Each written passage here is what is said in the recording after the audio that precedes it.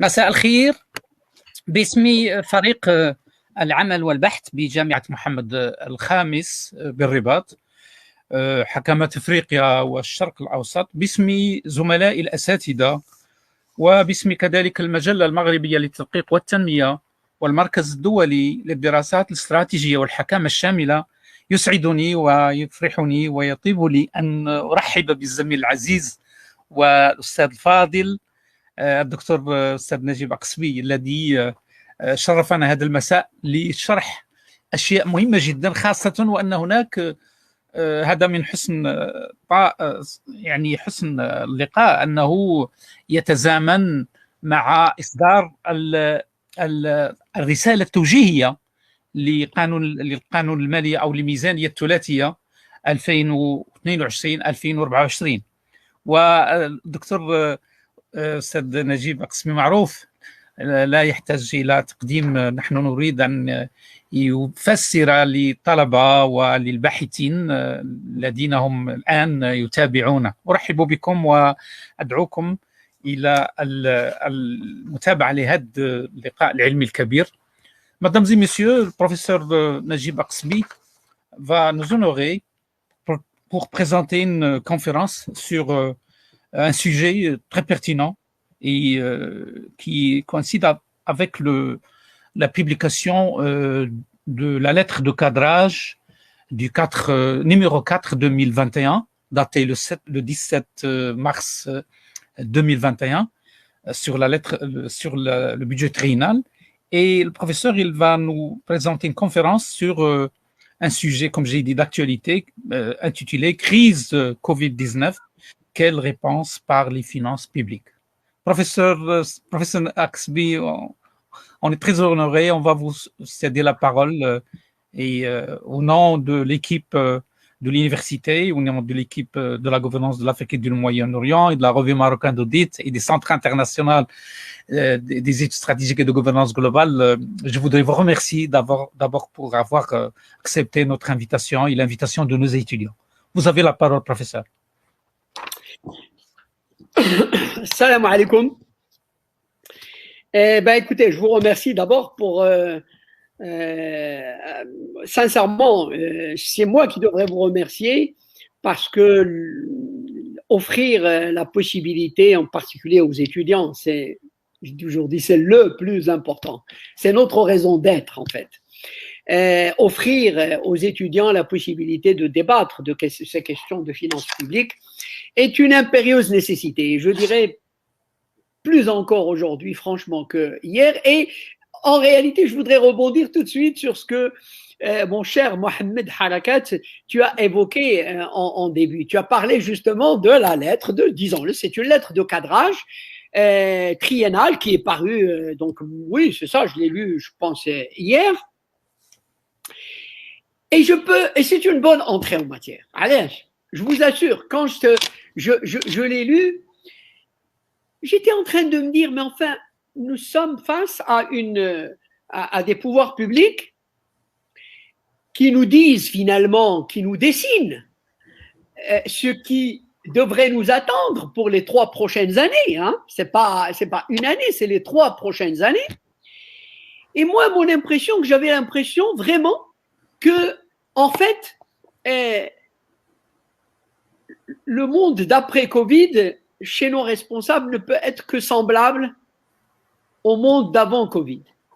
Vous vous rappelez, et je vais y revenir, tout au long des débats que nous avons eus sur les 10 derniers mois, il y avait un consensus pour dire justement que cette crise devait être une opportunité, une formidable opportunité pour faire en sorte que précisément le monde, le Maroc d'après Covid, ne devait nullement continuer à ressembler au Maroc d'avant Covid. Il devait y avoir une rupture, précisément.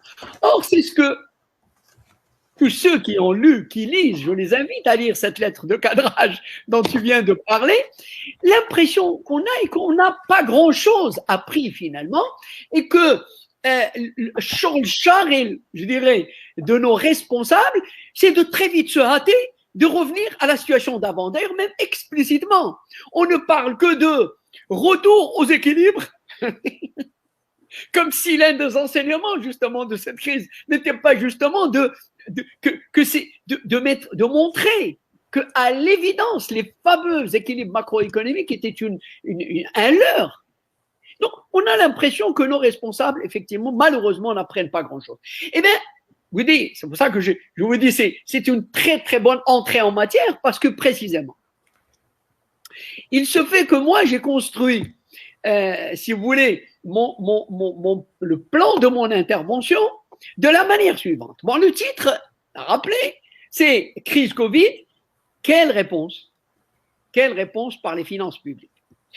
Et alors, moi, je me suis dit, bah, quand même, précisément, la première chose à rappeler, peut-être, c'est un simple rappel, c'est de dire que cette crise nous a appris certaines choses. Rassurez-vous, je vais me limiter uniquement à ce qui concerne les finances publiques, notre sujet. Et donc, en fait, pour moi, précisément, l'un des enseignements majeurs est une sorte de réhabilitation des finances publiques. Et je vais expliquer, ça sera le premier point que je vais essayer d'expliquer.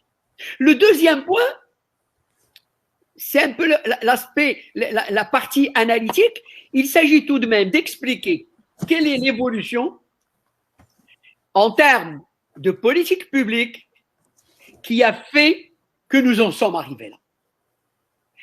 Et le troisième point, ben, je vais effectivement essayer d'apporter donc la réponse des finances publiques. Comment, si vous voulez, ce que j'appelle moi retrouver les voies du bon sens, hein, parce que je voudrais essayer d'expliquer, je vous assure, hein, indépendamment de tout a priori idéologique ou politique, le retour aux finances publiques est aujourd'hui une question de bon sens.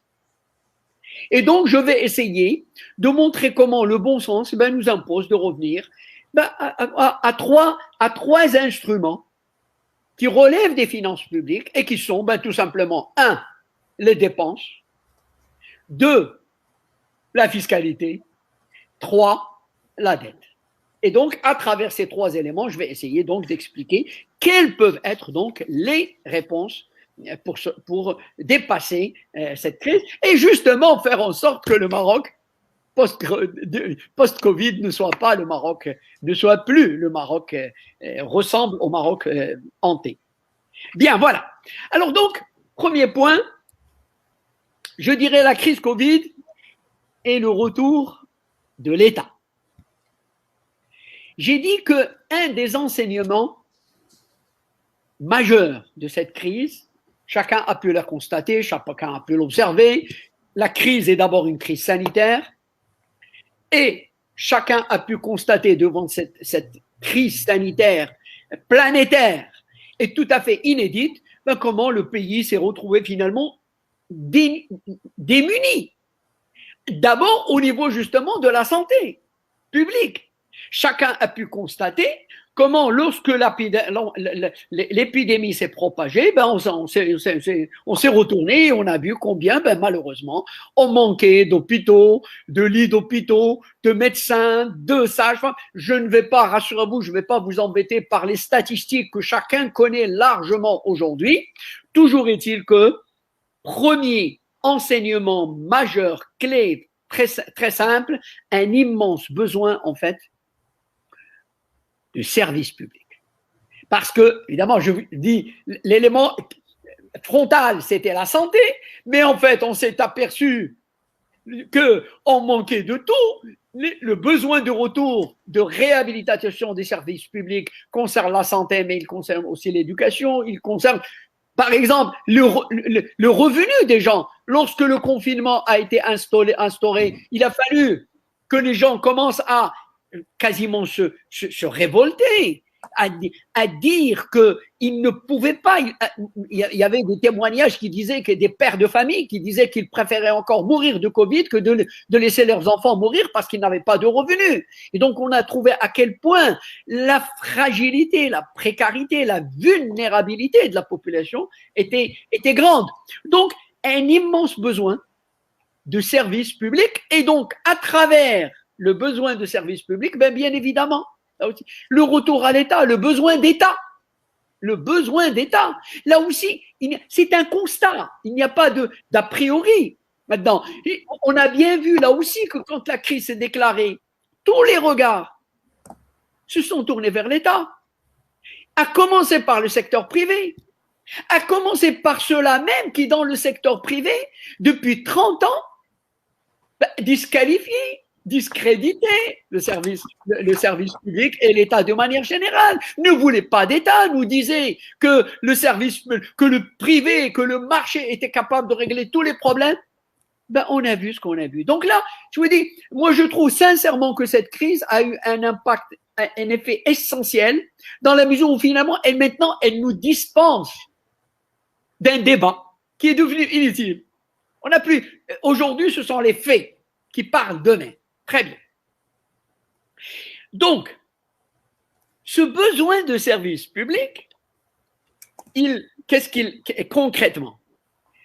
Il invite l'État d'abord à parer au plus pressé. On a bien vu, parer au plus pressé, ça a été quoi? Ben, ça avait été parer au plus pressé des entreprises. Et on a bien vu les différentes mesures au niveau fiscal, au niveau social, au niveau des crédits bancaires, etc., pour essayer de maintenir les entreprises la tête au-dessus de l'eau. Bien évidemment aussi au plus pressé au niveau des ménages, avec notamment justement le revenu direct, les aides directes qu'il a bien fallu distribuer. Et donc, on a vu, là aussi c'est un point que je voudrais qu'on retienne parce que j'y reviendrai. On a vu à tel point le besoin de solidarité. La solidarité s'est imposée d'elle-même. Quand vous êtes dans une société qui est profondément en crise et qu'une grande partie de la population n'a pas les moyens de vivre parce qu'elle est confinée, là aussi, on a bien vu que la solidarité n'est pas un luxe, n'est pas un choix, c'est une nécessité absolue. Voilà. Alors, donc, l'État a dû intervenir, pour parer au plus pressé, c'est ce que je viens de dire, mais aussi tout de même pour préparer un peu l'après-Covid, pour préparer l'avenir et donc, par exemple, relancer l'économie, essayer, au-delà d'économie, essayer de retrouver les voies du développement. Bien. Voilà l'enseignement de la crise. La crise, en fait, alors le problème est que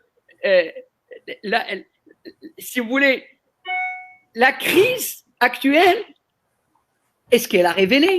Eh bien, elle est aussi, en fait, la conséquence, la résultante de choix, de politiques qui ont été conduites depuis 4 décennies.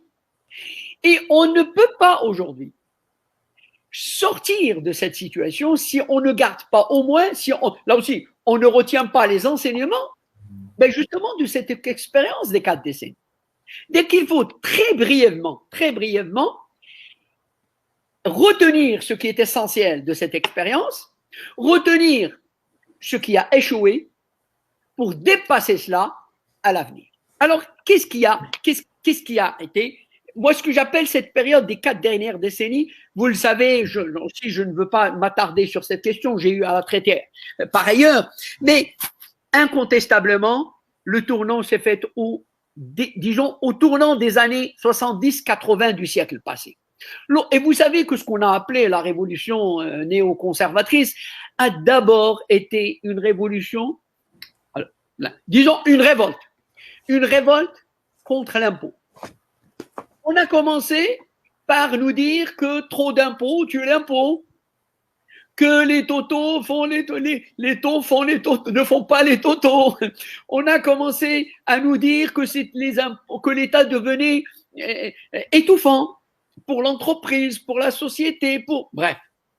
Et en réalité, on a bien vu que derrière cette revendication de baisser la pression fiscale, mais qu'est-ce qu'il y avait? Il y avait la volonté de dessaisir l'État d'un certain nombre de moyens. Et en réalité donc, de réduire la place, le rôle de l'État dans l'économie à la société en faveur bien évidemment du marché. Quand on s'est mis alors à réduire la pression fiscale, objectivement. Alors, on le sait d'abord, maintenant toutes les statistiques sont là. La baisse de la pression fiscale, ça a d'abord été une baisse de la pression fiscale sur les hauts revenus, sur le capital plutôt que sur les fruits ou les revenus du travail. Sur le capital et le revenu du capital d'abord. Ce qui fait que maintenant, là aussi, il suffit de lire Piketty pour savoir à quel point cette politique a accentué les inégalités, sans d'ailleurs arriver à atteindre les objectifs en termes de croissance qu'elle nous promettait. Nous avons exactement le contraire. C'est-à-dire qu'on a eu une baisse de la pression fiscale et une baisse de la croissance. Bien. Donc, d'un côté, il s'agissait de réduire les moyens de l'État. Deuxièmement, il s'agissait de libéraliser, de désengager, de privatiser. Tout cela allait dans le sens d'une réduction du rôle de l'État et d'un accroissement du rôle du marché et du secteur privé. Très bien. Mais, oui, on n'a pas seulement dessaisi l'État de ses moyens. On l'a dessaisi aussi d'instruments de politique publique, et à commencer par la politique monétaire. À travers la fameuse idée saugrenue, s'il y a des questions, je ne veux pas m'attarder beaucoup là-dessus, s'il y a des questions, je reviendrai, mais à travers l'idée saugrenue de l'indépendance, ou dite indépendance de la Banque centrale, en réalité, on a là aussi tout simplement dessaisi l'État de la politique monétaire et du crédit. On a libéralisé le taux de crédit, on a interdit à la Banque centrale de prêter à l'État, et donc, concrètement, on a ouvert un marché immense en faveur des banques, parce que ce sont les banques et les institutionnels financiers, etc., qui sont devenus des créanciers de l'État, et on a réduit l'État, effectivement, à la seule politique budgétaire et fiscale, mais même cette politique, pour vous dire à quel point on a réduit les instruments d'action de l'État, même la politique du budgétaire, eh ben, on l'a enserré dans les fameux dogmes, déficit qui ne doit pas dépasser 3% du PIB. Et vous êtes des chercheurs en finances publiques, vous savez que ce seuil de 3% ne correspond à aucune étude scientifique, n'a jamais été publié dans une étude dans aucune revue scientifique. C'est un chiffre idéologique, c'est un chiffre politique, c'est un seuil tout à fait arbitraire, mais dont les conséquences se sont révélées absolument dévastatrices. Vous imaginez contenir le déficit budgétaire, ça veut dire tout simplement interdire toute politique budgétaire volontariste. Ça veut dire interdire à un gouvernement qui a été élu, par exemple, sur une politique de relance par le budget, de mettre en œuvre sa politique. Donc, je résume. Une politique sur une quarantaine d'années qui a réussi à dessaisir l'État de ses moyens et de ses politiques. Quasiment en réduisant cela, donc je vous dis, pas de politique monétaire, elle a été abandonnée par l'État, et plutôt une politique fiscale et budgétaire réduite à sa plus simple expression. Voilà où nous en sommes. Il faut dire tout de même que déjà, la crise de 2008, par exemple, a sonné le glas de cette évolution, parce qu'on a bien vu, après la crise de 2008, comment c'est un moment de vérité. Vous savez, les crises sont des moments de vérité. Celle-ci comme celle de 2008. On a bien vu, par exemple, que après la crise de 2008, pour s'en sortir, tous les gouvernements, à commencer par les plus néolibéraux, par ceux les plus orthodoxes, parmi ceux, les États-Unis, l'Europe, etc., qui nous donnaient des leçons sur la fameuse orthodoxie financière, se sont mis tous, ont lâché les brides et se sont mis, par exemple, à faire une politique monétaire. Fameux quantitative easing, une politique monétaire qui n'avait rien à voir avec ce qu'ils nous imposaient quelques années plus tôt. Bien, on a revu le même scénario à une échelle encore plus importante aujourd'hui. On a bien vu là aussi que face à la crise, plus personne ne parle de 3% du pays, de déficit qui doit rester dans les limites de 3%. Plus personne ne parle de la dette qui doit rester dans les limites de 60% du PIB. Plus personne ne parle de la rigueur de la politique monétaire. Bref, vous voyez bien que des moments de vérité comme ceux-là mettent à nu la réalité toute crue. Et donc, on voit bien qu'au fond, puisque dans des moments de vérité comme ça, on oublie tout, mais ça veut dire que c'était de l'idéologie, c'était pas de la politique économique, c'était pas de l'économie, c'était encore moins de la science économique ou de la science financière, c'était de l'idéologie. Bien. Alors, ceci étant, on arrive donc à la troisième partie de ce livre, où ce que j'appelle d'ailleurs, très simplement, je vais m'expliquer, retrouver les voies du bon sens et de l'action par les finances publiques. Et je m'explique. Et c'est là la réponse par les finances publiques. C'est quoi le bon sens?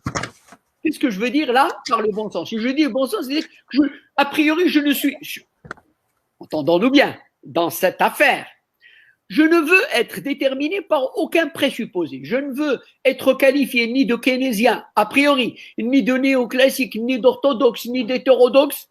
Je veux simplement prendre acte d'un certain nombre de faits qui relèvent du bon sens. Premier, c'est quoi? Première chose, c'est que aujourd'hui, face donc à ce besoin de services publics, donc de dépenses publiques mises en évidence par la crise. Tout le monde aujourd'hui, à commencer par les gouvernants, reconnaissent que la responsabilité de l'État est majeure, que l'État doit prendre ses responsabilités pour répondre, mais répondre concrètement à cette demande qui convergent, qu'il s'agisse de la santé ou de l'éducation ou des infrastructures ou des revenus directs ou de la protection sociale dont on peut revenir, tout ça converge vers une seule chose, il faut augmenter les dépenses de l'État. Il faut augmenter les dépenses publiques. Et donc, s'il faut augmenter les dépenses publiques, d'une part, mais que d'autre part, alors, je veux dire, peut-être là aussi dans le débat, moi, ma conviction, je l'ai défendue et je la défends, est que la politique monétaire peut être réhabilitée et que à travers une autre politique monétaire, on peut trouver de nouvelles marges de manœuvre considérables. Mais ce n'est pas notre sujet. C'est pour ça que je vais la laisser de côté. Ce n'est pas le sujet. Si vous voulez dans le débat, on peut revenir. Moi, je veux maintenant me focaliser sur les finances publiques, c'est-à-dire en clair le budget. Ce qui se trouve, comme tu dis mon cher, dans les lois de finances. D'accord? Bien. Donc, l'instrument donc, si on écarte la politique monétaire pour l'instant, l'instrument qui reste entre les mains de l'État, c'est le budget, la fiscalité et la dette. C'est clair. Alors, j'ai dit que ça tombe bien, puisque ce sont les instruments qui sont aujourd'hui entre les mains de l'État et que précisément pour répondre aux besoins de l'économie et de la société qui se sont révélés dans cette crise, eh bien, la réponse qui répond, c'est l'État et l'État répond par ses finances. Donc, vous voyez bien qu'on est réellement dans du bon sens, tout simplement. Troisième élément, j'ai dit tout à l'heure, c'est pour ça que j'ai souligné tout à l'heure solidarité. Quelle que soit la manière par laquelle on prend, par le bout par lequel on prend les choses, il faut savoir que la réponse ne peut être qu'une réponse de solidarité. Là aussi, Alain, ce n'est pas par un a priori. Je vous donne des exemples. J'ai dit tout à l'heure le revenu direct. On voit bien qu'il ne pouvait pas y avoir une autre réponse que celle d'une distribution de revenus directs par l'État. Donc, un acte de solidarité. On l'a financé par le fameux fonds de cohésion sociale, ou le fonds de Covid. Très bien, peu importe, c'est pas le sujet. Mais on voit bien que la réponse ne pouvait être qu'une réponse de solidarité. Je vous donne un autre exemple. D'abord, aujourd'hui, on parle du fameux projet de généralisation de la protection sociale. On voit bien que, précisément, parce que la population qui aujourd'hui n'est pas encore couverte. Et vous savez, selon les déclarations du ministre, il reste quand même 22 millions de Marocaines et de Marocains qui ne sont pas couverts. Ils ne sont pas couverts. Par la couverture médicale, par le reste. Et donc, on voit bien que les 22 millions, s'ils ne sont pas à ce jour couverts, c'est parce qu'ils n'ont pas les moyens. Parce que vous pensez bien, s'ils avaient les moyens, ils auraient fait une assurance privée. Donc, ils n'ont pas les moyens d'assurer une cotisation conséquente pour être couverts. Donc, on voit bien là aussi que si l'État tient absolument à réellement tenir parole et donc généraliser la protection sociale, il n'y a pas de mystère. Il faut qu'il avance de sa poche, c'est-à-dire de l'argent des contribuables, du budget. D'une manière ou d'une autre, on pourra discuter les proportions. Mais moi, je l'ai dit, malheureusement, les faits tous les jours ne font que le confirmer. Si l'État veut que le système réellement se mette en place, il faut qu'il accepte que la contribution de l'État soit beaucoup plus importante que celle des personnes concernées à couvrir. C'est évident. Donc, vous voyez, la solidarité. Et encore une fois, la solidarité, c'est évident que la solidarité ne peut avoir lieu, ne peut s'exercer que par les finances publiques, que par le budget. Et donc, vous voyez bien que pour des raisons de bon sens, ce dont il est question quand je dis les réponses par les finances publiques, c'est en réalité une réhabilitation des finances publiques, je dirais très trivialement, dans leurs trois fonctions. Financière, économique, redistributive. On a besoin de finances publiques, donc d'une certaine manière de budget, qui joue donc le rôle d'abord d'une politique fiscale qui relève le niveau des ressources de manière conséquente, c'est-à-dire au niveau nécessaire pour couvrir ces dépenses qui vont être en augmentation constante. Donc la fonction d'abord tout simplement financière. La fonction économique, bien évidemment, parce que tout cela, il va falloir l'accompagner par une politique budgétaire, donc en termes de dépenses, par une politique fiscale appropriée. Et enfin, la fonction redistributive, ce qui rejoint la solidarité. Même pour utiliser une image que vous connaissez, qui est classique, c'est la pompe aspirante et refoulante du budget. Le budget doit prélever les impôts de manière à réduire les inégalités primaires. Vous savez que le budget intervient au niveau de ce qu'on appelle la répartition secondaire. Mais le budget doit contribuer à corriger les inégalités issues de la répartition primaire. Donc, prélever des impôts de manière à réduire déjà les inégalités et deuxièmement, redistribuer les ressources de manière à encore réduire les inégalités en orientant bien sûr les dépenses vers les besoins de la population. C'est aussi simple que ça. Donc, à partir de là, oui, vous voyez, je n'ai pas commencé par attirer, mais je veux être honnête, intellectuellement honnête. À partir de cet enchaînement et de cette logique, oui, je dis, on aboutit à une logique keynésienne. Et là, je le dis, je ne le dis pas, je ne l'ai pas dit au début. Pour qu'on ne dise pas, ah ben vous partez avec un. Mais là, vous voyez bien que là, une démonstration simple qui est fondée sur des faits et sur du bon sens nous amène, oui, il faut qu'aujourd'hui, on réhabilite les finances publiques dans une perspective keynésienne. Mais alors, qu'est-ce que ça veut dire keynésienne en matière de finances publiques? Vous connaissez bien, je pense que beaucoup d'entre vous, vous avez lu les classiques des finances publiques. Traditionnellement, c'est le débat de la fin du 19e, début du 20e siècle. Vous savez, entre les classiques et Alors à l'époque, on ne parlait pas les classiques et les libéraux, entre guillemets. Vous aviez ceux qui disaient il y a des recettes. Maintenant, on va les dépenser. Donc, quelles dépenses face à ces recettes? Donc, on commence par tracer le cadre des recettes. Donc, il y a telles recettes. Comment on va les dépenser? Et vous aviez la démarche inverse qui consistait à dire il y a des dépenses. Et ensuite, on va chercher les ressources pour les couvrir.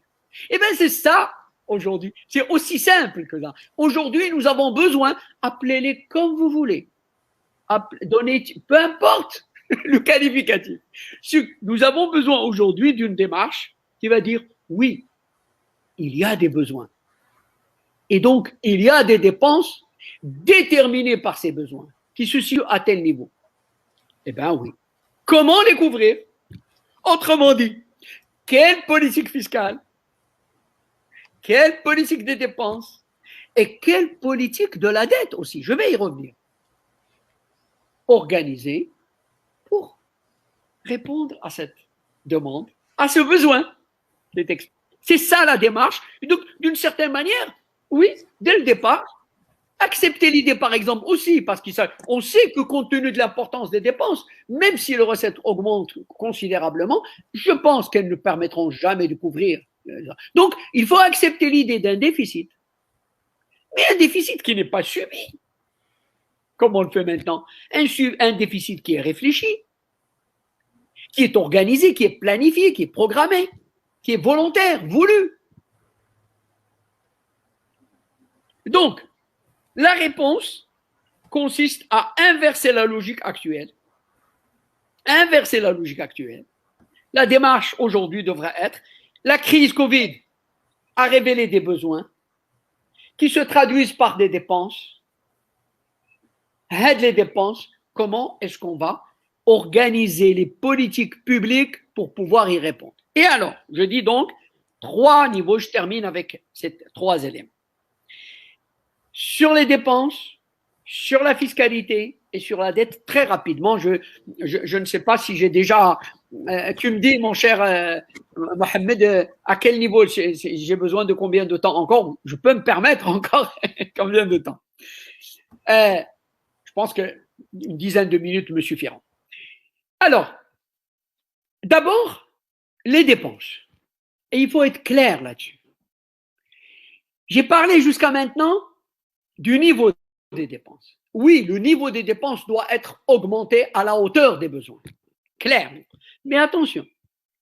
Alors, si on augmente les dépenses sans en restructurer fondamentalement le contenu, là, ce sera même, non seulement on n'aura pas beaucoup avancé, mais ça peut être dangereux. Pourquoi? Parce que la structure des dépenses aujourd'hui, la structure des dépenses, n'est pas une structure qui correspond aux besoins de la société et aux besoins de l'économie. Je n'ai pas le temps, là aussi on peut revenir dans la discussion, mais si vous prenez la répartition, vous la connaissez la répartition, prenez le budget de 2021, vous voyez bien qu'on est face à un budget où les dépenses justement qui vont à la satisfaction des besoins de la société. Vous savez, les dépenses sociales, quand vous enlevez bien sûr l'éducation, parce que l'éducation, on connaît le problème de l'éducation avec elle. Et encore que si on considère que les dépenses d'éducation et de formation sont des dépenses sociales, bon, on est dans un autre débat. Mais quand vous enlevez l'éducation, il ne reste pas grand-chose. Je disais l'autre jour dans une autre conférence, et regardez les chiffres de la loi de finances, le seul service de la dette représente 4 fois le budget du ministère de la Santé.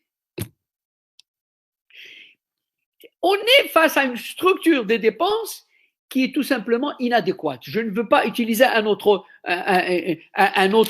expression. C'est une structure qui est tout simplement inadéquate.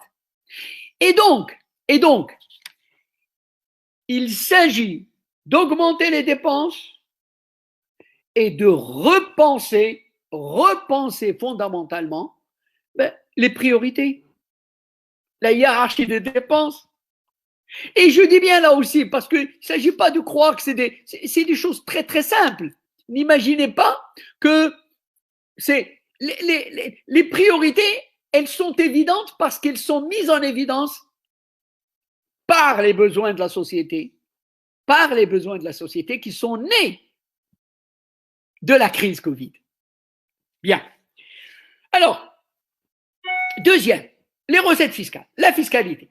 Alors là aussi, on peut prendre, tu le sais bien, mon cher Mohamed, on peut prendre des heures pour parler de ça. Je vais essayer de contacter en quelques phrases et après, s'il y a des questions, je reviendrai pour détailler. Mais c'est évident que nous avons besoin d'une véritable réforme fiscale qui rompt, mais alors, fondamentalement, avec la réforme, entre guillemets, de l'ajustement structurel des années 80 et sur laquelle nous vivons aujourd'hui encore.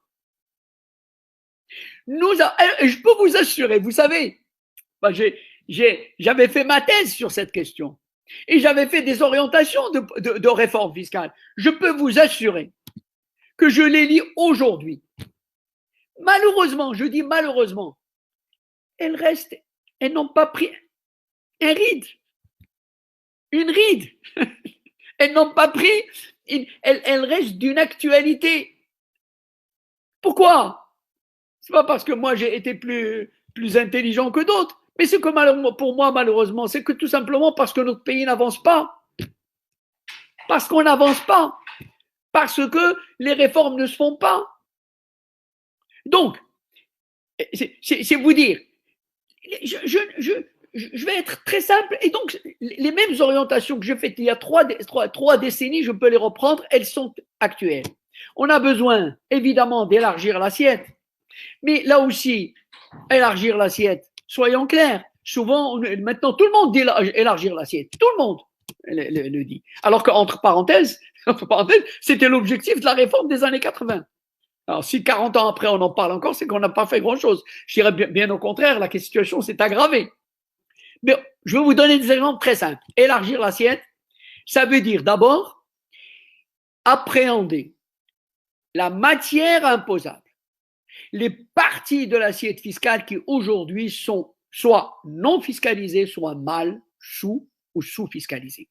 Et ça, il n'y a pas, c'est très très clair. Regardez, l'agriculture aujourd'hui n'est quasiment pas encore fiscalisée. C'est ce qu'on a appelé la fiscalisation de 2014 est une escroquerie intellectuelle. C'est clair. On a l'agriculture, surtout l'agriculture. Je parle de l'agriculture qui fait des profits, qui fait de la valeur ajoutée, qui fait des bénéfices. Et elle existe, cette agriculture-là. Elle ne paye toujours pratiquement, quasiment pas d'impôts. Les revenus, les profits et le revenu financier ne payent pas pratiquement. On a un impôt sur le revenu qui n'en est pas un. Le barème d'imposition ne concerne pratiquement que les revenus salariaux et une petite partie des revenus professionnels. Mais les profits et les revenus fonciers ne sont pas soumis au barème progressif, même si déjà la progressivité aussi est un problème. Les revenus et les profits financiers non plus. Donc, et que dire, je dirais encore, de l'immense problème des fameuses niches fiscales, des dépenses fiscales. Plus de 300 mesures, une trentaine de milliards, pratiquement 3 points de PIB en moins, en manque à gagner pour l'État, pour des résultats que chacun aujourd'hui voit bien, des résultats quasiment nuls. Bref, élargir l'assiette fiscale, c'est ça ce que ça veut dire concrètement. Élargir l'assiette fiscale, ça veut dire une lutte réellement contre l'évasion et la fraude fiscale. Et ce n'est pas des choses extraordinaires. On va pas réinventer la roue. On sait comment lutter contre l'évasion fiscale. D'autres pays l'ont fait et ont réussi à le faire. S'il y a une volonté, évidemment. Et à commencer d'ailleurs par verrouiller les textes.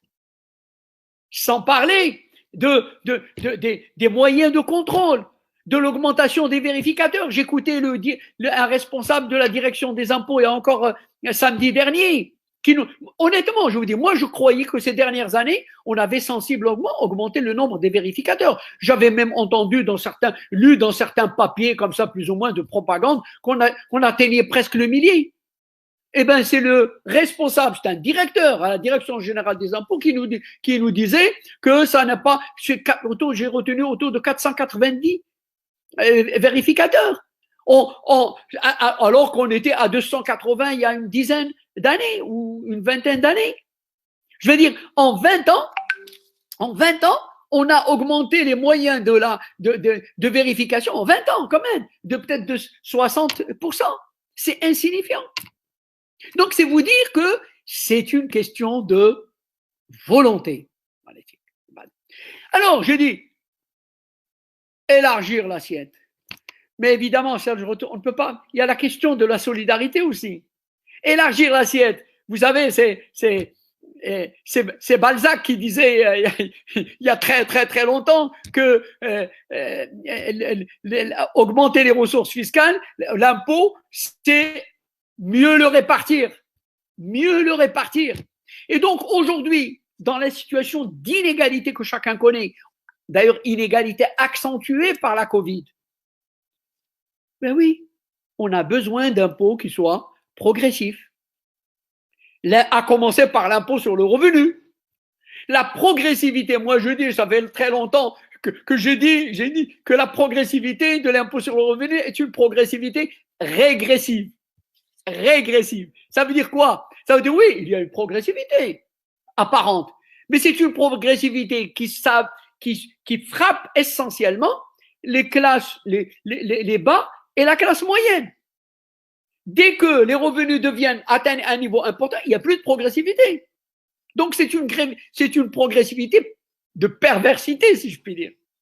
Et donc, soyons clairs, on a besoin d'un impôt sur les verts avec un barème de progressivité autrement plus important. On a besoin d'un véritable impôt sur les grandes fortunes. Et là aussi, s'il y a des questions, je reviendrai. Je veux expliquer, moi, que l'impôt sur les grandes fortunes, ça n'est pas simplement un impôt qui améliore la redistribution. C'est aussi un impôt d'efficacité. C'est un impôt, je parlais tout à l'heure des fonctions de l'impôt. C'est un impôt qui répond parfaitement à la fonction économique, mais je dirais sociale, ou la politique économique de l'impôt. On a besoin d'un impôt sur l'héritage. Bref, vous voyez, ça c'est juste les grandes lignes. Je ne veux pas en dire plus. Un point, si tu permets, le dernier. Un mot sur la question de la dette. La dette, je ne l'ai pas évoquée ici d'ailleurs, en fait, comme source il ne s'agit pas de la question de l'endettement, c'est un autre sujet. Et là, je veux évoquer la question de la dette plutôt comme une opportunité, un moyen de transformer une contrainte aujourd'hui en une formidable opportunité. Vous l'avez peut-être compris, je veux parler ici de la question de la conversion de la dette en investissement. Et justement, on est là. C'est-à-dire convertir ce qui est aujourd'hui une contrainte. Je vous rappelle encore une fois, service de la dette sur presque 80 milliards qui sortent du budget de l'État aujourd'hui pour aller chez les créanciers. Et alors, c'est une donnée très, très, très importante. Vous le savez qu'on est, même avec les emprunts qu'on a fait à l'extérieur, à l'international ces derniers mois, on doit être dans une structure aujourd'hui de la dette publique. 70 à 75%, c'est une dette intérieure. Pas une dette extérieure, c'est une dette intérieure. L'essentiel de la dette est intérieur. Et donc, les 3 quarts des 80 milliards qui sortent du budget de l'État comme service de la dette, ils vont quoi? Ils vont dans les méandres des circuits bancaires et des institutionnels financiers.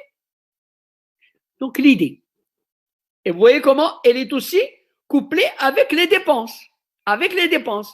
Parce qu'il s'agit là d'augmenter les investissements de l'État. Donc l'idée c'est quoi?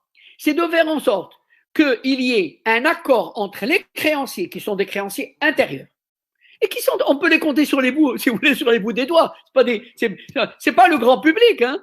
C'est à tout casser une vingtaine ou trentaine d'institutions.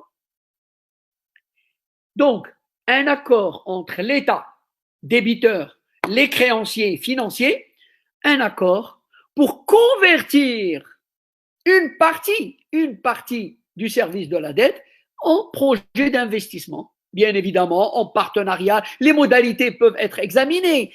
Moi, je dis toujours, il n'est pas évident, il n'est pas question de léser qui que ce soit. Il ne s'agit pas de demander aux banques de faire de la bienfaisance. C'est leur intérêt bien compris. Mais, je vois l'essentiel.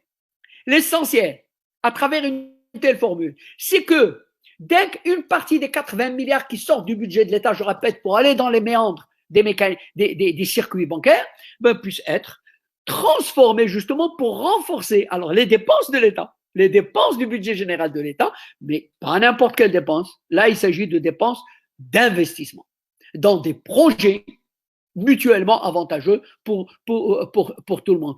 Je l'ai dit aussi, n'imaginez pas que c'est une solution de rêve. On a déjà fait ça dans le passé, avec la dette extérieure. Alors je me dis, ce qu'on a fait il y a 20 ans, 25 ans, avec la dette extérieure, on a fait des conversions qui ont été intéressantes. Ce qu'on a fait avec l'extérieur, est-ce qu'on ne peut pas le faire avec des créanciers intérieurs? Et donc, vous voyez comment là, la question de la dette pour moi, à ce niveau-là, c'est surtout comment faire en sorte que ce qui est aujourd'hui un boulet vraiment qui pèse, je vous dis, c'est quand même 20 à 25% des dépenses de l'État. Vous savez, la structure, vous prenez dans la loi de finances de 21, la structure des dépenses de l'État, c'est quoi? En gros, 60% c'est le fonctionnement, 20% l'investissement et 20% le service de la dette. C'est quand même là, 20%. Si vous pouvez transformer, vous imaginez, vous transformez juste la moitié, 40 milliards, vous les transformez en investissement, et bien vous augmentez les investissements actuels d'une proportion considérable. Voilà, donc je m'arrête là. J'espère avoir essayé de répondre à la question comment les finances publiques aujourd'hui peuvent constituer une réponse à la. Donc, je rappelle une réponse en fait aux questions posées par la crise Covid. Voilà. Merci. Merci beaucoup, professeur Kasbi, monsieur Najib Kasbi, pour cette lecture objective, claire, méthodologique. On a appris beaucoup de choses et vous avez focalisé l'attention plus particulièrement sur la réhabilitation des finances publiques et en même temps des crises, les leçons qu'il faut prendre en considération à travers, à la lumière de la crise. Et que faire? Quelles sont les voies que vous appelez les bons sens? Et permettez-moi, professeur, parce qu'on a commencé par comme vous l'avez dit, les propositions budgétaires concernant l'année 2000, les années ou le budget triennal 2022-2024. Et permettez-moi, peut-être qu'on va organiser le débat à travers on a des étudiants et on a des étudiants de S4 de l'université Mohammed V de Rabat, des jeunes étudiants, et vous avez raison, professeur, lorsque vous avez dit qu'il faut réhabiliter les finances publiques. Moi aussi, j'ai une question avant de parler de quelques indicateurs. C'est comment réhabiliter l'enseignement des finances publiques sur le plan pédagogique, où maintenant il y a moins de cours, comme vous le savez, il y a moins de cours sur les finances publiques et moins de cours au niveau fiscal, au niveau de l'histoire des finances publiques, comme vous l'avez dit. J'ai les prévisions concernant le budget triennal 2022-2024 focalisent l'attention sur, il avance quelques chiffres. Le chef de gouvernement, il avance le taux de croissance tel qu'il était réalisé par le FMI. Les prévisions en 2021, c'est 5,5%, un taux de croissance de 5,5%. De même, il se réfère à un taux de PIB pour le Maroc de 4,8%. 4,8% pour toute cette période-là, peut-être pour l'année 2021, c'est ça. Et tout en précisant que le PIB marocain, il a baissé de 6,7% en 2020.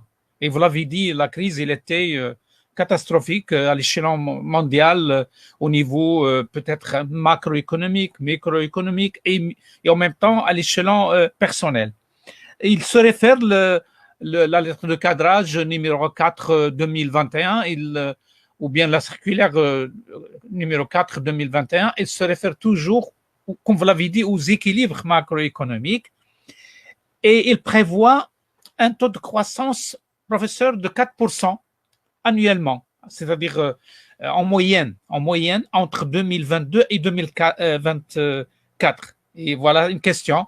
Est-ce que vraiment, lorsqu'on parle d'un taux de croissance annuelle de 4%, on arrive à combler les effets négatifs de la crise de Covid-19? De même, il y a un autre indicateur significatif, c'est un déficit de 5% en moyenne également, et un taux d'inflation de 1%. Un taux d'inflation annuel également de 1% entre 2022 et 2024. Mais ces orientations telles qu'étaient faites par le gouvernement, d'abord, une maîtrise des dépenses du personnel, une idéalisation du fonctionnement du parcours de l'État. De même, la circulaire, il avance de réduire les dépenses de location de voitures, les conférences, les fêtes et le parc automobile, les études. Hein, et la lettre, il insiste surtout sur l'amélioration de l'efficacité des investissements. Et surtout, il faut le dire, le budget il est un peu lourd parce qu'il y a, comme vous l'avez dit, l'endettement et il y a également l'exécution du jugement. L'exécution du jugement qui constitue un fardeau important. Et d'ailleurs, la lettre de cadrage, il parle de mettre en place des mesures préventives pour que l'État ne soit pas trop chargé pour l'exécution des jugements et des contentieux. Et la lettre également, il parle des études préalables de faisabilité et en même temps d'impact. Ça, déjà, c'est nouveau ça. Puis il invite bien sûr le gouvernement à proposer faire des propositions budgétaires. Professeur, vous avez, comme je l'ai dit, vous avez focalisé l'attention. On a des jeunes étudiants qui étudient pour la première fois les finances publiques en S4. Et ils ont, bien sûr, comme vous l'avez dit, moi je souligne cette dimension de responsabilité sociétale. On peut l'élargir, bien sûr, au niveau des dépenses et au niveau des recettes, au niveau, comme vous le dites, au niveau de la gouvernance fiscale. Les questions, professeur, que les étudiants ont posées, je vais peut-être vous rappeler quelques questions.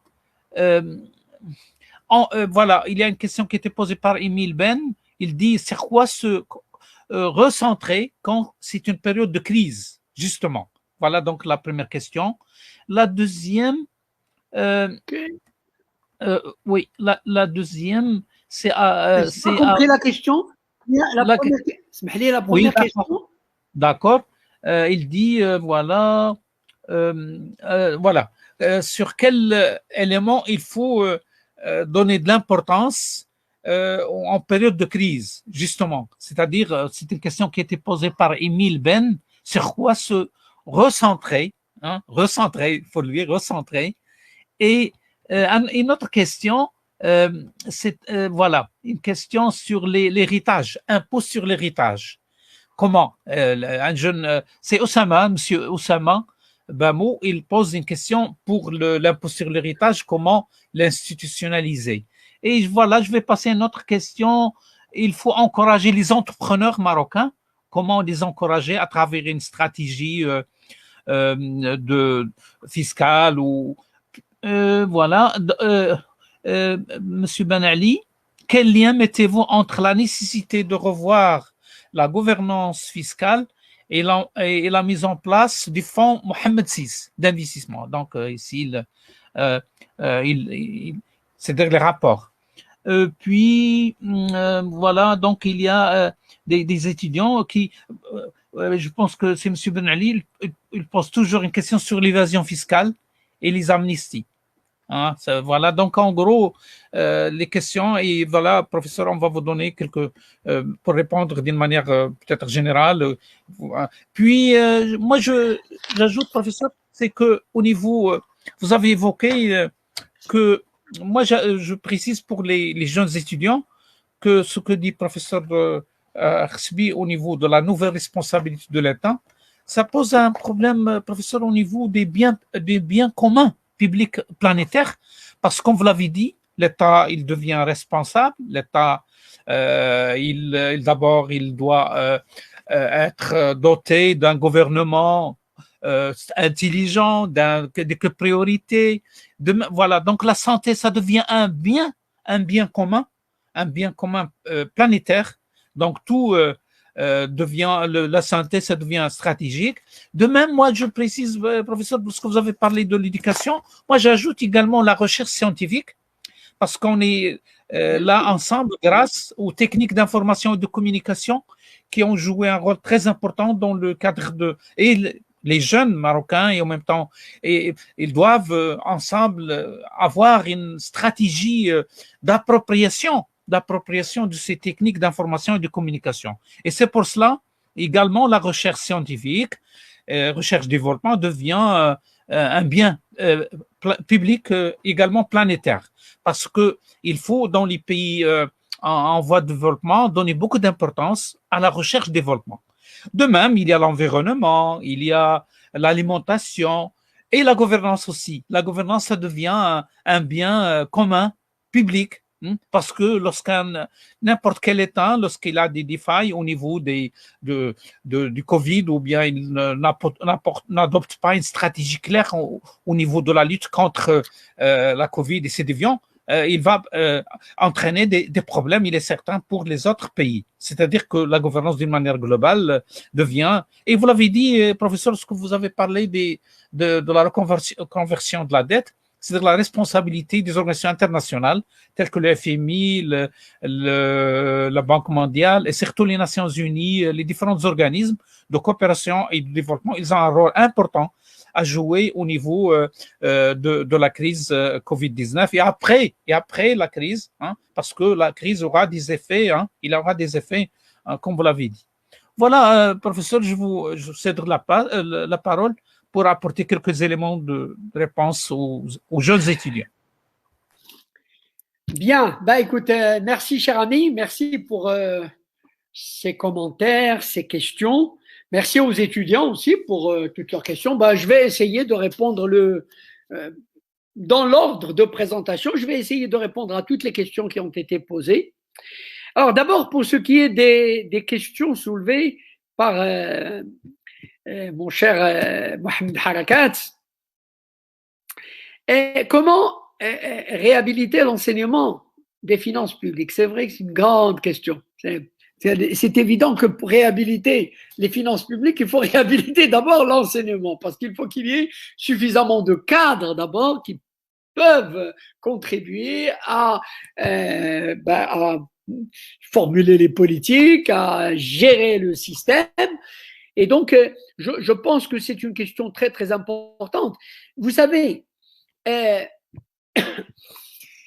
les finances publiques, vous savez, chez moi, que même en Europe, mais en France, par exemple, si vous voyez l'histoire, par exemple, c'est intéressant, des publications, des revues, des recherches en finances publiques, je peux vous assurer, en tout cas pour ceux qui ont fait des recherches sur la question, sur une très longue période, ils l'ont voient. Vous savez, les recherches, les revues, par exemple, les revues les plus importantes ont vécu entre les années 20, les années 10, 20 du siècle passé, et les années 60. À partir des années 70-80, pratiquement, il n'y a plus grand-chose. Il y a peut-être une ou deux revues par-ci, par-là, alors que quand on voit la qualité des revues sur les finances publiques qui existaient en France dans les années 50 et 40, etc., on est véritablement... C'est pour vous dire qu'en fait, si vous voulez, l'enseignement des finances publiques a, d'une certaine façon, aussi été un peu victime d'une certaine idéologie dont j'ai parlé tout à l'heure, qui a en réalité eu pour but de discréditer finalement non seulement tout ce qui est publiques, mais a fortiori ce qui est finances publiques. Ça veut dire ce qui, pour les tenants de cette idéologie-là, eh ben, tout simplement, on revenait à, si vous voulez, j'allais dire presque dévaliser, c'est parce que c'est l'état d'esprit de ces gens-là, dévaliser le contribuable, le citoyen, pour engraisser des technocrates. Vous voyez, l'image est déjà l'image en elle-même qui a été véhiculée des finances publiques est une image négative. On a perdu le sens des finances publiques, justement, le public comme étant d'abord un bien commun, comme étant quelque chose au service du bien commun. On a perdu cette idée. Pendant 40 ans, on a distillé une idéologie qui discrédite tout ce qui est public, tout ce qui est collectif. Mais c'est pas étonnant que un des impacts, ça a été ça. Vous savez, vous me dites l'enseignement. D'abord, il y a une désertion, d'une certaine façon, une certaine désertion même de la demande, c'est-à-dire des étudiants qui font des recherches, qui font des études, etc. Sur les 20-30 dernières années, l'étudiant moyen préfère aller faire finance privée, c'est-à-dire finance de marché, comme on dit, ou préfère aller faire marketing, ou préfère aller faire gestion, etc., mais ne va pas faire finance publique. Oui, mais tout ça, ce sont des conséquences. J'espère, honnêtement, que là aussi, parmi les enseignements de cette crise, c'est que à partir du moment où on prend conscience que les finances publiques sont un formidable moyen à la fois de progrès et de redistribution, de croissance et de redistribution, eh bien, cette réhabilitation des finances publiques entraîne avec elle, évidemment, dans son sillage aussi, un intérêt croissant des étudiants, des chercheurs pour la matière des finances publiques elles-mêmes. J'espère que, sincèrement, et je suis optimiste là-dessus, sincèrement, je pense que les 40 dernières années, effectivement, sont derrière nous. Elles ne peuvent pas être devant nous. Oui. Alors, la lettre de cadrage. Vous savez, je vais vous dire, la lettre de cadrage, que celle-ci ou comme les autres, les autorités, les responsables font des prévisions qui sont généralement, effectivement, des prévisions de soit des institutions internationales, soit des institutions nationales. Déjà, vous savez toute la difficulté de la prévision, j'allais dire en temps normal, c'est-à-dire hors crise Covid. En temps normal, vous le savez très bien, mais ça c'est un problème de l'économie marocaine. Hein. L'économie marocaine aujourd'hui encore est d'abord, et on le vérifie tous les ans, déterminée en fait par l'agriculture, c'est-à-dire par la campagne agricole, c'est-à-dire par les aléas climatiques, la pluie et le beau temps. C'est une réalité. À tel point d'ailleurs que, tu le sais bien, parmi les hypothèses de base sur lesquelles on fonde le projet de loi de finances, il y a un chiffre qui est d'ailleurs dans un autre pays pourrait être bizarre. On n'imagine pas qu'en France, on vous dise parmi les hypothèses de prévision de la loi de finances combien de millions de tonnes de céréales on va produire. On n'imagine pas ça. Eh bien, au Maroc, c'est encore la réalité.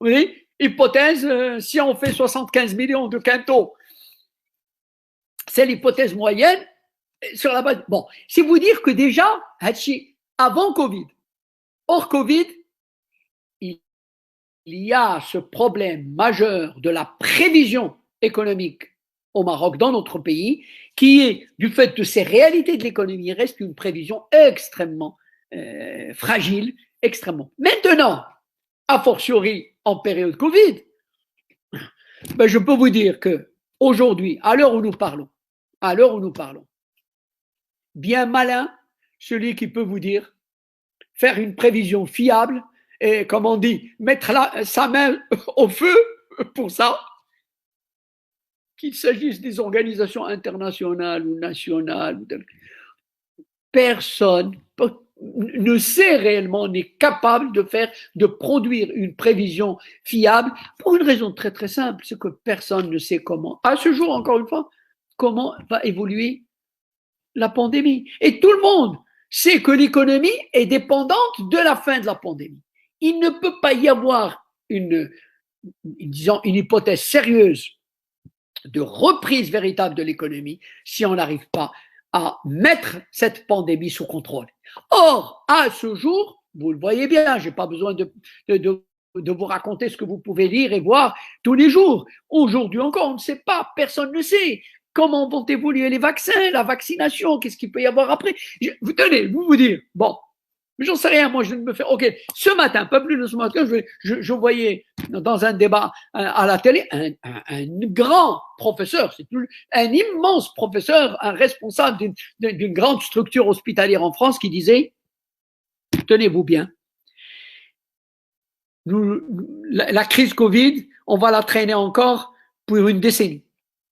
Une décennie. Il a parlé, je ne vois pas moi d'une sortie réelle avant la fin de cette décennie 2020, c'est-à-dire jusqu'en 2030. Alors bon, évidemment, sur le plateau de télé, il y en avait qui considéraient que c'était un peu du n'importe quoi, il y en avait qui… Bref, peu importe. C'est juste pour vous dire, je ne veux pas être… C'est juste pour vous dire à quel point l'incertitude est immense aujourd'hui. Et donc, quand vous me dites, on prévoit 4% de taux de croissance, d'abord j'ai envie de vous dire, à supposer que ce chiffre soit réel, mais il faut en être affligé. Il faut en être affligé parce que 4%, c'est très, très, très insuffisant. Est-ce que je dois vous rappeler tout le débat que nous avons eu sur le niveau et la qualité de la croissance dans ce pays? Est-ce que je dois vous rappeler les études qu'on a faites à différents niveaux qui m'ont montré par exemple que si notre pays veut, tenez-vous bien, on a fait des scénarios très clairs, si nous voulons que le Maroc, pas tout de suite, dans 15 ans, dans 20 ans, atteigne le niveau de la Turquie, par exemple, aujourd'hui, c'est-à-dire aujourd'hui nous avons un revenu par tête de l'ordre de $3 000, un PIB pas de $3 000, la Turquie autour de 12 000, 11-12 000. Si nous voulons, dans 20 ans, atteindre le niveau de la Turquie, il faut qu'on fasse un taux de croissance moyen de 7 à 8%. C'est-à-dire le double de ce que vous êtes en train de me dire, de ce que nous annonce le gouvernement pour les 3 prochaines années. C'est dramatique. Je veux dire, c'est ça nos ambitions? C'est ça le Maroc post-Covid? Vous voyez comment j'ai commencé par vous dire que en lisant cette lettre de cadrage, j'étais triste. Parce que au-delà de l'incertitude, des approximations qu'il y a là-dedans, on voit bien que c'est une lettre de cadrage sans ambition. Sans ambition. Et plus que grave, non seulement sans ambition, mais qui tout simplement n'a comme obsession que de nous ramener à l'avant Covid. Mais si, d'utiliser le Covid comme une rampe de lancement pour parler, pour avancer de l'avant. Donc, le chiffre que tu as avancé à 4%, il est très révélateur, malheureusement, de la situation. Bien, alors, je passe aux étudiants. Les questions des étudiants. Alors, période de crise, sur quoi est-ce qu'on devrait, à quoi on devrait donner de l'importance, vous avez dit, se recentrer sur quoi, etc. Alors, en période de crise, une crise, c'est un révélateur des fragilités. Pour moi, en fait, c'est un immense révélateur des fragilités, mais au sens très large, des fragilités de l'économie et de la société. De l'économie et de la société. On a bien vu, fragilité de l'économie, c'est un effondrement de la production. On mettra très, très, très longtemps à remonter la pente, croyez-moi. Vous savez, pour vous donner une idée, pour que ce soit clair, quand on vous dit par exemple, en 2020, le PIB a baissé de 7%, ça veut dire quoi? Ça veut dire qu'on a perdu quelque chose comme 70 à 80 milliards. si on compte le fait qu'on devait augmenter en fait de 3%, le chiffre est encore plus important. Peu importe. Ça veut dire qu'aujourd'hui, alors qu'en 2019, le PIB du Maroc était autour de 1150 milliards, il est aujourd'hui à 1070, 1060. Ça veut dire que si on fait les 4%, ou les 4,8 promises pour 2021, ce qui, je répète, à mon avis, est loin d'être un chiffre crédible. Je vous dis, regardez, regarde, comme un exemple pour vous dire, on nous disait, d'abord au Maroc, on nous disait que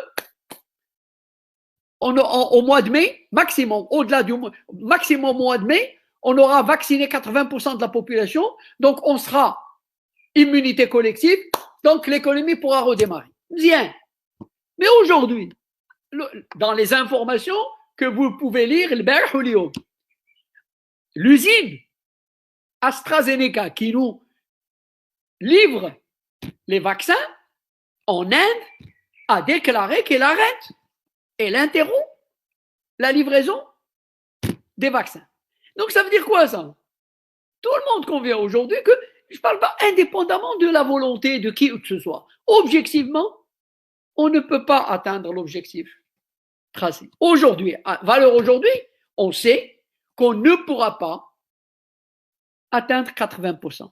Donc ça veut dire sur le plan de l'économie, ça veut dire quoi? Ça veut dire qu'on va reporter, peut-être qu'on le fera durant l'été. Mais ça veut dire l'été, ça veut dire quoi? Ça veut dire qu'on aura quasiment compromis l'année 2021. Ça veut dire qu'on ne fera pas le taux de croissance de 4,8. Malheureusement, j'en suis désolé, mais c'est la vérité. Si on dit autre chose, on raconte des histoires aux gens. Vous voyez? Donc, en période de crise, c'est les fragilités qui apparaissent. Alors, sur quoi se recentrer? Eh bien, la réponse, pour moi, elle provient de là, elle est très, très claire. Il faut combattre les fragilités. Et je trouve les fragilités de la société. D'abord, par la solidarité. Les crises sont un moment absolument unique pour faire de la solidarité le levier de la reprise. Il y a encore une fois une fragilité. Quand je dis fragilité, ça veut dire que la société, l'économie se découvre des pans entiers qui sont durement touchés par la crise. Des gens qui perdent leur emploi, des gens qui perdent leurs revenus, de la production qui baisse, etc. Des inégalités qui croissent. C'est lié à la crise. Pour lutter contre la crise, eh bien, il faut commencer par faire jouer, justement, à l'État, par ses finances publiques notamment, lui faire jouer un rôle de régulation. De régulation. Et je viens à la régulation en l'occurrence. C'est d'abord s'occuper des plus fragiles. D'abord s'occuper des plus fragiles. Je répète, dans l'économie, et quand je dis l'économie, ça veut dire par exemple au niveau de la population des entreprises, les PME, les très petites entreprises, les petites et moyennes entreprises. Parce que c'est ça le tissu, c'est ça 98% des entreprises, c'est ça le tissu de l'économie. Le secteur informel. Et puis dans la société, s'occuper des plus fragiles, ça veut dire les 25 millions de Marocaines et de Marocains qui se sont inscrits pour obtenir des aides. Vous voyez, 70% de la population qui s'est révélée précaire, vulnérable. Donc la reprise, le recentrage, comme vous dites, se recentrer, c'est se recentrer d'abord sur répondre aux besoins du plus grand nombre et donc des plus fragiles, dans l'économie et dans la société. Alors, une question sur l'impôt sur l'héritage. Alors, pour s'entendre là aussi, l'héritage, c'est quoi? Une personne décède, elle laisse un patrimoine qui fait l'objet d'une succession. Bien. Dans tous les pays du monde, dans la plupart des pays du monde, y compris dans les pays musulmans, c'est-à-dire pour répondre à l'histoire d'elle, le facteur religieux auquel on a répondu 100 fois. il y a un impôt d'une manière ou d'une autre sur l'héritage. Je suis à l'idée. Là encore une fois, je suis. On est toujours dans la solidarité. Je suis à l'idée. L'idée, c'est que d'abord, il y a une justification économique. Je suis. C'est que un héritier qui, bon, ben, c'est sa chance, très bien, ça, il n'y a rien à dire. Il a la chance, effectivement, d'avoir des parents qui lui lèguent une fortune. C'est sans droit. La question n'est pas là. C'est sans droit, les idoles. Mais n'est-il pas du bon sens, simplement, que, à l'occasion de ce transfert de fortune, qui est un transfert, chacun le comprend, l'héritier a reçu cette fortune sans contrepartie. Il n'a pas travaillé pour ça. Quand vous gagnez un salaire, vous avez fourni un travail, vous gagnez un salaire. Même si vous êtes une entreprise, vous avez un profit, mais ce profit, vous avez travaillé pour ce profit. Là, un héritage, par définition, c'est un don familial. Donc, c'est un capital qu'on obtient sans contrepartie en termes. On n'a pas travaillé pour ça.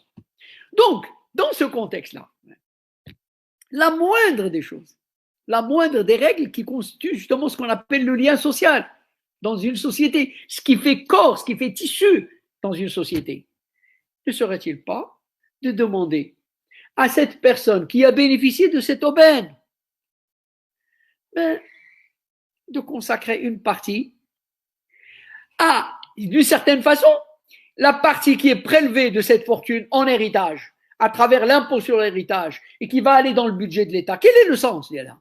Le sens, c'est que, en fait, cet héritier donne une partie de cette fortune qu'il a obtenue ainsi simplement par ses liens familiaux, par sa filiation.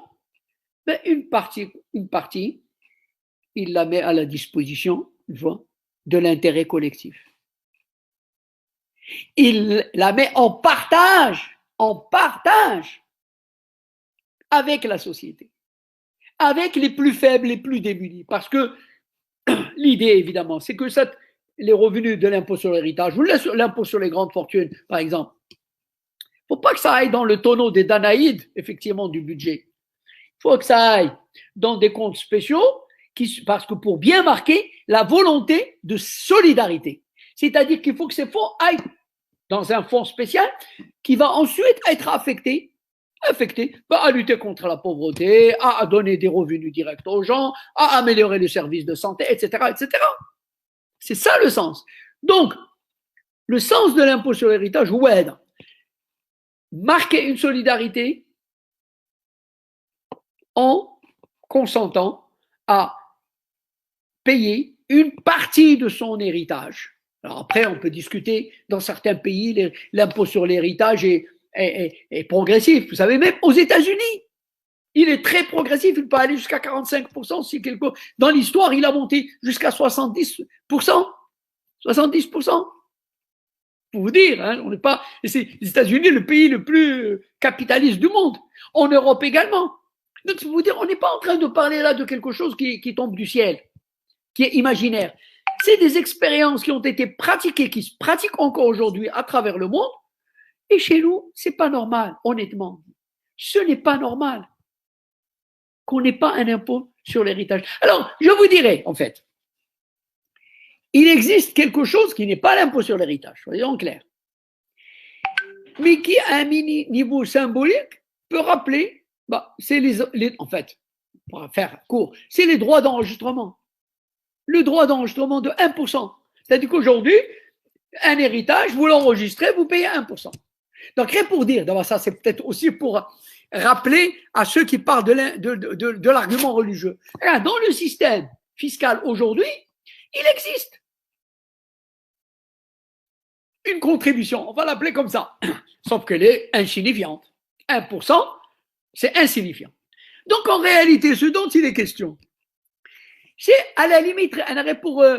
C'est ce que fait aussi Omar Balafraj quand il défend ce projet au Parlement. Il fait des propositions avec Chinaoui depuis plusieurs années sur cette question-là. Ils disent de manière très simple, en vérité, Partons de ce qui existe. Partons de ce qui... Qu'est-ce qui existe? Il existe un droit d'enregistrement de 1%. Mais sauf que, partons de là et construisons un véritable impôt héritage, c'est-à-dire un impôt qui soit réellement progressif et significatif, aussi bien en termes de ressources, de recettes, qu'en termes de solidarité, de capacité de redistribution. Voilà. Alors, troisième ou quatrième question, je pense, comment encourager les entrepreneurs? Est-ce qu'il faut les encourager par la fiscalité, etc. Alors, je veux dire, pardon, encourager les entrepreneurs, je peux vous dire que l'État fait ça, ça fait partie de ces choses que l'État fait depuis très très longtemps, plusieurs décennies, notamment avec la fiscalité. Justement, j'ai parlé tout à l'heure des niches fiscales, des dépenses fiscales. C'est quoi? Il y a dit l'idée depuis. Je peux vous dire, vous savez que le premier, alors à l'époque, on parlait des codes d'investissement. Harakat, tu t'en souviens. On parlait des codes d'investissement. Un code d'investissement, il y avait des codes sectoriels, un code minier, un code touristique, un code industriel, etc. Et l'idée, c'était toujours, on était sur cette idée que, évidemment, l'histoire a montré 100 fois qu'elle était erronée, mais l'idée, c'était que, il suffisait de donner un avantage fiscal, un privilège fiscal, clair, en fait, une dérogation. Donc, une exonération, un abattement. Donc, un privilège fiscal à un entrepreneur, et ça suffit pour l'encourager, pour l'inciter effectivement à entreprendre, ça veut dire à investir, à créer des emplois, etc., etc.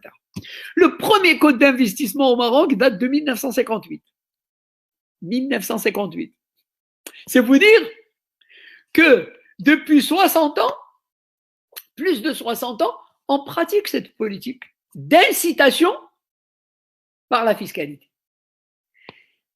Avec les résultats que l'on sait aujourd'hui, que là aussi, il n'y a plus besoin de démontrer quoi que ce soit. Les faits, les chiffres, le montant, les déclarations des responsables, tout le monde reconnaît aujourd'hui qu'il n'y a pas, en fait, de relation entre la fiscalité et l'investissement, ou là, la création d'emplois. La fiscalité, la variable fiscale, comme variable dans un patchwork de facteurs de décision. La variable fiscale n'est jamais le facteur déterminant. N'est jamais le facteur déterminant, ni dans l'acte d'investir, ni dans l'acte d'épargner, ni dans l'acte de créer. Donc, c'est un facteur. Il ne s'agit pas de le nier, attention. Mais c'est un facteur qui intervient en quatrième, cinquième position. Lorsque d'autres facteurs autrement plus importants sont réalisés, là, c'est un autre débat. Bien, c'est pour vous dire que comment encourager l'entrepreneur? Je ne crois pas par moi, je pense que l'ère de l'incitation fiscale est dépassée. Et justement, tout à l'heure, on parlait d'élargir l'assiette fiscale. Ben oui, il s'agit, je l'ai dit aussi, élargir notamment en supprimant, laissant la grande majorité des incitations fiscales. Je dis pas tout. Sur les 300 mesures qu'il y a aujourd'hui, peut-être qu'il y en a une dizaine ou une quinzaine qu'il faudrait garder, parce qu'ils peuvent être justifiés logiquement. Mais il faut, à mon avis, aller dans le sens de la suppression de l'essentiel des incitations, des dites dépenses fiscales aujourd'hui. Mais par contre, l'entrepreneur, il faut l'encourager. Comment? Mais il faut l'encourager en mettant en place d'abord les conditions objectives, c'est-à-dire les conditions économiques, sociales, politiques, qui créent ce qu'on appelle le climat d'investissement favorable pour cela. Un investisseur, il a besoin, par exemple, et tout dépend bien sûr aussi de sa stratégie. Par exemple, s'il veut produire pour le marché local, il a d'abord besoin de savoir est-ce qu'il y a une demande solvable. D'où la nécessité, par exemple, d'augmenter les revenus des gens, le pouvoir d'achat. Quand on dit augmenter les revenus, c'est pas simplement pour faire plaisir aux gens, c'est parce que c'est un phénomène économique. La fameuse classe moyenne, c'est la classe moyenne qui fait le marché et donc qui fait la clientèle d'une entreprise. Si la classe moyenne s'élargit, le marché intérieur s'élargit, Et l'entrepreneur gagne parce qu'il voit son chiffre d'affaires augmenter.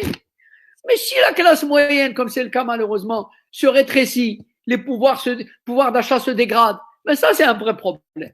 Donc, maintenant, il peut y avoir un entrepreneur qui veut par exemple, lui, être intéressé par l'exportation. Là, par exemple, il faut être attentif au coût des facteurs.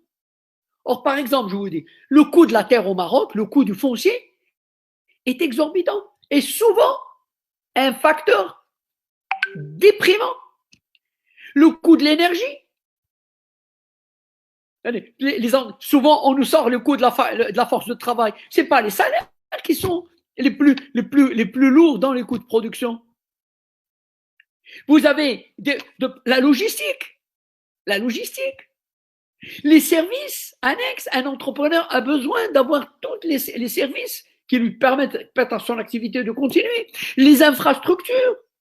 Il y a des infrastructures au Maroc, mais qui sont concentrées dans un espace déterminé, un espace territorial déterminé. Elles ne sont pas aussi importantes ailleurs. Bref, on peut multiplier. Il y a bien sûr les grandes questions de gouvernance, justement. L'administration, la lutte contre la corruption, la justice. Bref, voilà les grands éléments que l'État doit mettre en place, favoriser, encourager. Et là réside le vrai encouragement de l'entrepreneur. Croyez-moi, ce n'est pas l'incitation fiscale qui fait le... Vous pouvez, si le climat d'investissement n'est pas bon, vous pouvez donner les incitations que vous voulez, vous n'aurez jamais de résultat. Par contre, si le climat d'investissement, c'est-à-dire ce contexte général, est bon, je peux vous assurer que vous pouvez vous passer de l'incitation fiscale. L'investisseur investira quand même. Si vous permettez, je vais quand même dire encore, il me reste encore un mot sur cette question-là. Vous dites encourager l'entrepreneur. Mais la question aussi dans ce pays, on ne peut pas quand même laisser de ne pas parler de cela en parlant de cette question de l'entrepreneur. Y a-t-il de véritables entrepreneurs dans ce pays? Du moins, je dirais, y a-t-il suffisamment d'entrepreneurs dans ce pays? Est-ce que le vrai problème n'est pas dans ce déficit d'entrepreneurs? Et là, alors évidemment, là, c'est une question à la fois politique, culturelle, historique, certains disent même anthropologique. Mais il reste que nous avons un véritable problème, peu importe les explications, nous avons un problème malheureusement de déficit d'entrepreneurs dans ce pays. Nous avons une classe sociale qui a voulu, à un certain moment, qui s'est dite, c'est la classe bourgeoise, les fameux capitaines d'industrie qui vont tirer l'économie vers le haut. On a vu ce qu'on a vu. Ce sont les responsables aujourd'hui eux-mêmes qui vous disent il y a un véritable problème. Nous n'avons pas une véritable classe d'entrepreneurs capables de prendre des risques. N'oubliez pas, l'entreprise, c'est d'abord la capacité de prendre des risques. Malheureusement, il y a un déficit béant à ce niveau. Alors, il reste je crois, les liens avec la gouvernance. Alors, la gouvernance fiscale et le fonds Mohamed VI. Vous savez, le fonds Mohamed VI a été constitué par des dons d'abord. Il y a quelques personnes, quelques grandes entreprises ont mis. L'État a mis quand même lui aussi 10 milliards. Et puis quand même, la masse, on a fait des prélèvements sur les salaires des gens. La population, le peuple marocain a contribué, chacun en fonction des moyens, mais tout le monde a contribué. Très bien. À la limite, moi, j'aurais préféré justement, là encore une fois, parce que là, finalement, on a procédé à la vieille, à la méthode, une méthode qui est, c'est-à-dire presque qui relève de la bienfaisance. On ouvre un fonds et on dit les bras. À chacun, à votre bon cœur, monsieur, comme dirait l'autre, à votre bon cœur, monsieur. Alors, il y a les gros, il y en a qui mettent 1 milliard, il y en a qui mettent 1 dirham, il y en a. Est-ce que c'est une méthode du 21e siècle? Est-ce que, justement, pour rester dans notre sujet sur les finances publiques, est-ce qu'ils n'ont pas été autrement à la fois plus rationnels et plus justes, plus équitables? Donc on dit oui, alors nous sommes dans une crise, on va ouvrir un fonds, appelons-le comme on veut, un fonds, et on codifie les contributions. on établit des règles transparentes qu'on va voter démocratiquement. Donc, mais justement, en mettant en place, par exemple, un impôt de solidarité, mais qui va être un impôt progressif. Chacun contribue en fonction de ses moyens. Un impôt progressif, généralisé, qui va justement mettre à contribution toutes les sources de revenus, de profit et du capital. Et là, ça aurait été transparent, juste, on met en contribution tout le monde. Et je pense que cette manière d'alimenter le fonds Mohamed VI par une fiscalité transparente et redistributive et solidaire aurait été, à mon avis, un meilleur moyen. Moi, c'est ce que je dis. Maintenant, ça n'a pas été fait. OK?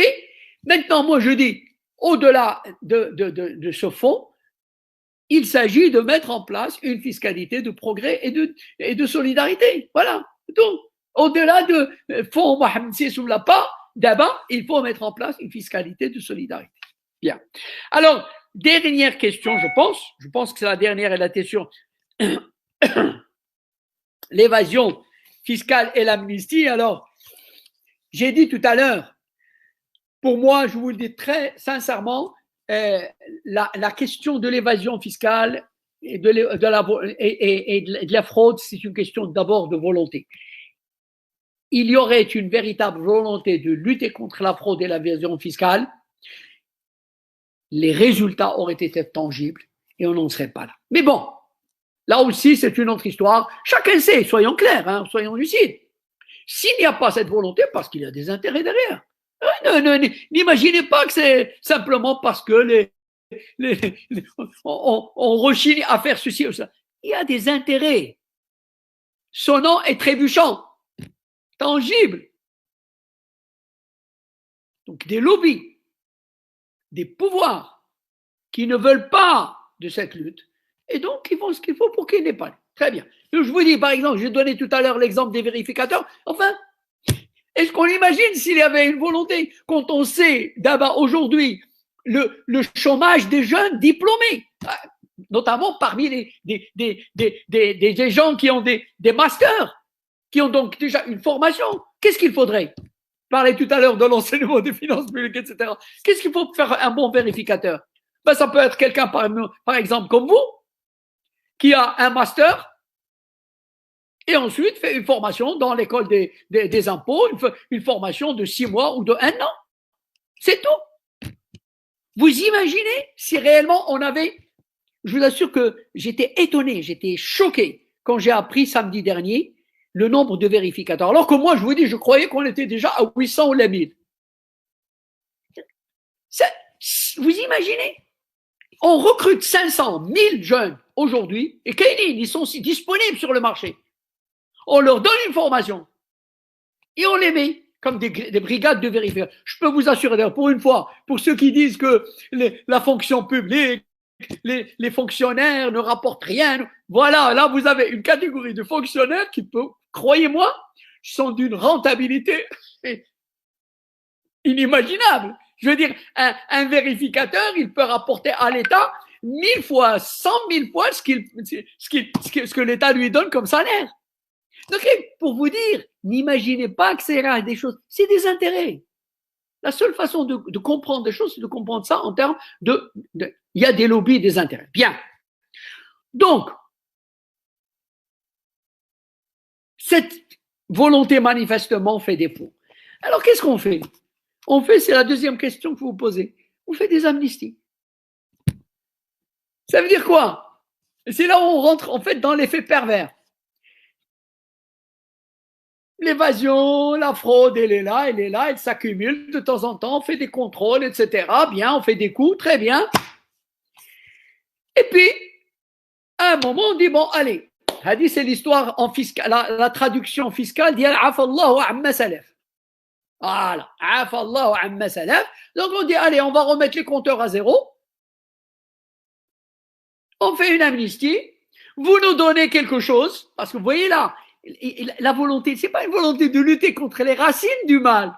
La volonté, c'est d'avoir des sous, tout simplement, à court terme. On a besoin d'argent, on fait une amnistie, on ramasse quelque chose, Mais comme par ailleurs, on ne répond à aucune question de fond, eh bien, qu'est-ce que ça veut dire? Ça veut dire qu'on se condamne à ce que 3 ans après, 4 ans après, à une autre amnistie. Et d'ailleurs, je vous dis, le fait, vous avez bien vu, le fait que ces amnisties maintenant se multiplient, ben, on en fait pratiquement chaque 3-4 ans.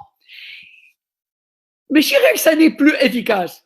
Ça produit un effet pervers. Ça veut dire que ça devient un encouragement à la fraude. Objectivement, le chef d'entreprise qui sait que de toute façon, bon, ben, il peut frauder, il a une chance sur 10 d'être contrôlé, il n'y a pas de problème, s'il est contrôlé, il va s'arranger, et puis de toute façon, une amnistie va arriver. Eh bien, quel meilleur encouragement à frauder que ça? Et on dit, ben, il n'y a pas de problème, je vais continuer dans mes petites pratiques, et puis, de toute façon, dans quelques années, on me fera une amnistie. Oui. Donc, c'est contre-productif. C'est contre-productif. C'est le contraire de ce qu'on veut atteindre. Donc, vous voyez, finalement, encore une fois, on revient toujours à cette question. Comme il n'y a pas de volonté de fond, eh ben on bricole. Sauf que dans ce cas-là, la bricole devient une perversion. Et on obtient le résultat contraire de ce qu'on recherche. Voilà, je pense que j'ai répondu à toutes les questions. Cher ami, est-ce que j'ai répondu à toutes les questions? Ah oui, parfait, hein? Parfait, professeur. C'était parfait. Et permettez-moi, professeur, parce qu'il y a d'autres questions, mais peut-être qu'on va, comme vous l'avez dit, sur la réhabilitation des finances publiques, il y a M. Abdelaziz El-Wali, professeur Abdelaziz El-Wali, qui pose une question. Quelle est la relation entre politique publique et finances publiques? D'autres posent des questions très pertinentes sur la corrélation entre politique publique et finances publiques. Hein. Vous voyez qu'il y a toujours un intérêt pour l'enseignement et pour la réhabilitation, comme vous l'avez dit, professeur, des finances publiques. Et permettez-moi, je voudrais d'abord montrer un ouvrage que vous avez écrit, professeur, dans les années 90, comme vous l'avez dit. Il est toujours actuel, hein. L'impôt, l'État et l'ajustement, c'est écrit en 1900, je m'adresse à mes jeunes étudiants, c'est écrit en 1993 et vraiment, vous l'avez préfacé par une citation de Balzac, diminuer la lourdeur de l'impôt, c'est le mieux répartir. Il demeure toujours une citation qui est significative. Voilà donc l'ouvrage pour mes jeunes étudiants. Si tu permets, Mohamed. Oui. Moi, vous savez, vous connaissez, puisque justement, il y a des étudiants, j'ai dit, ça en fait, c'était ma thèse, hein, c'est la thèse que j'ai ensuite. Alors, par un miracle, peu importe, j'ai réussi à avoir un certain nombre d'exemplaires que j'ai encore. Et moi, je dis aux chercheurs, aux étudiants, chercheurs qui s'intéressent, je ne le vends pas, je le donne, mais je le donne aux étudiants qui vont l'utiliser, qui vont le lire, qui vont l'utiliser, auquel ça peut être utile. Donc, par ton intermédiaire, mon cher Mohamed Harakat, les étudiants qui veulent avoir cet exemplaire, eh ben, tu n'as qu'à me dire combien, et moi, je me chargerai de te donner les exemplaires que tu veux. J'espère que c'est un cadeau utile, surtout. Merci beaucoup, professeur. On va voir les possibilités, les modalités pratiques.